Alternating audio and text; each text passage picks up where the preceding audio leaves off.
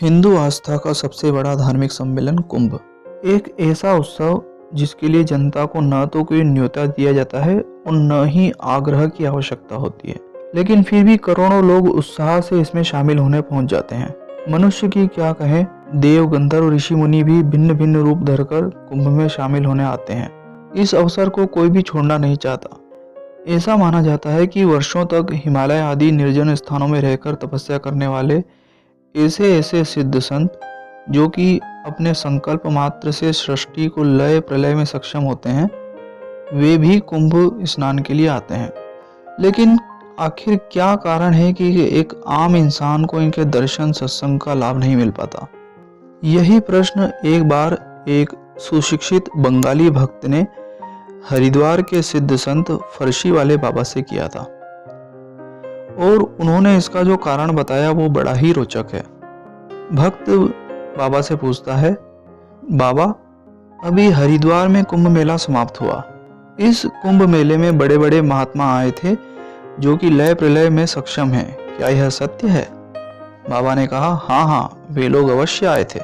भक्त, परंतु बाबा, हम तो ऐसे लोगों को पहचानने में असमर्थ थे। तो बाबा कहते हैं, ब्रह्मविदों को छोड़कर कोई भी ऐसे महात्माओं को नहीं पहचान सकता। अगर वे अपनी इच्छा से तुमको न मिलें तो इस संसार के विषयों में लिप्त आम जन कीचड़ में पड़े कीड़े की तरह उनको कैसे पहचान सकते हैं? इस पर भक्त पूछता है, बाबा, क्या सूर्य कभी अपना तेज छिपा सकता है? जो ब्रह्म ज्ञानी है उनके भीतर से ब्रह्म तेज फूट पड़ेगा। तो बाबा ने गंभीर स्वर में कहा, ऐसे भी महात्मा हैं जो अनायास ही ब्रह्म ज्योति ब्रह्म शक्ति करने की शक्ति रखते हैं, तब भी कोई उन्हें नहीं पहचान सकता, जबकि वे सहज और साधारण रूप में ही समाज में रहें। भक्त कहता है, आपकी बात में पूरी तरह मानने के लिए तैयार नहीं हूं। ब्रह्मविद ब्रह्मवत भवति, ब्रह्मविद स्वयं ब्रह्म के समान होता है। उनके तेज आच्छादन करने पर भी जिज्ञासु मनुष्य की दृष्टि में कुछ तो अवश्य दिखाई पड़ेगा। बाबा कहते हैं, सारा जीवन तुमने अविद्या का ही अर्जन किया है। जो विद्या मनुष्य को ज्योतिर्मान करती है उसका तुमने स्पर्श भी नहीं किया है। प्रकृत ब्रह्मविद को पहचानने की शक्ति तुम पाओगे कहां से? बाबा ने तंबाकू का एक लंबा कश लिया और करवट बदल कर बोले, बेटा, तुम तो सिपाहियों के हिसाब वाले दफ्तर में काम करते हो।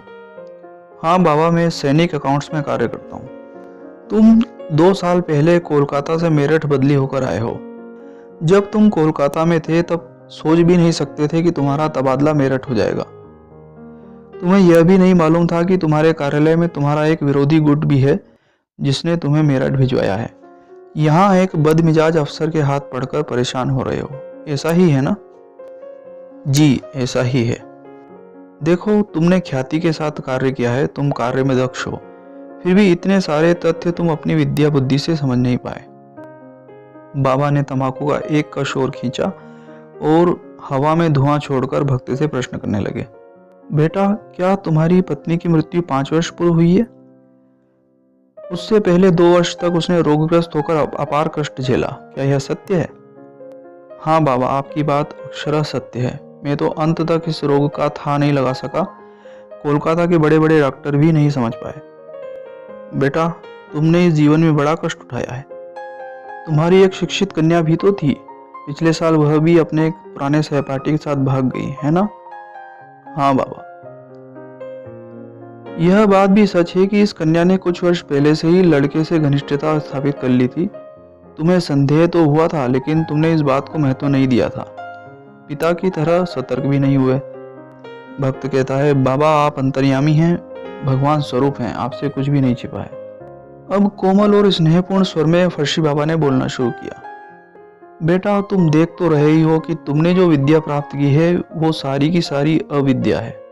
तुम कभी भी ज्ञान के आलोक का स्पर्श नहीं कर सके, इसलिए तुम्हारे आसपास जो घटता है उसे तुम समझ नहीं पाए, जान नहीं पाए। तो बता बेटा, तू किस तरह ब्रह्म ज्ञानियों को पहचान सकेगा?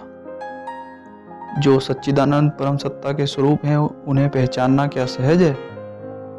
इस प्रकार बाबा ने न केवल भक्त की शंका का समाधान कर दिया, बल्कि यह भी समझा दिया कि ऐसे सिद्ध संतों को पहचानने के लिए उनके स्तर की आध्यात्मिक उन्नति आवश्यक है। या फिर अगर वे अपनी मर्जी से चाहें तभी वे सत्संग का अवसर देते हैं। उनकी इच्छा स्वयं ईश्वर की इच्छा होती है और ईश्वर की इच्छा के बगैर वे कोई ऐसा कार्य नहीं करते। इसीलिए कहा गया है कि बिनु हरि कृपा मिल ही नहीं सकता। अगर अभी तक आपने हमारा चैनल सब्सक्राइब नहीं किया है तो सब्सक्राइब बटन पर क्लिक कीजिए और साथ ही बेल आइकन पर भी क्लिक कीजिए, जिससे कि हमारा कोई भी अगला वीडियो आपसे छूट ना पाए।